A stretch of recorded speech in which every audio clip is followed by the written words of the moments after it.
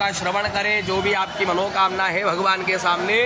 स्मरण करें। हरि ओम मा भद्रं कर्णेभिः शृणुयाम देवा भद्रं वशे आभिरैरङ्गैर्जुवागुतनो भृवशे महि देवहितं जदायो शतमिन्नु शरदो वन्ति देवा जत्रा मा पुत्रासो जत्र पितरो भवन्ति मानो मध्यारीरिघदायुर्गन् आदितिर्जोरदितिरन्तरिक्षमदितिर्माता सविता समुद्राः विश्वे देवावदितिः आदितिर्जातमदितिर्जनित्वम्माद्यौः शान्तिरन्तरिक्षगो शान्तिः पृथिवी शान्तिरापः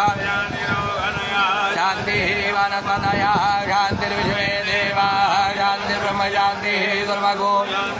शान्तिरेव शान्तिः धामा शान्तिरेधि जतो यतः समीहते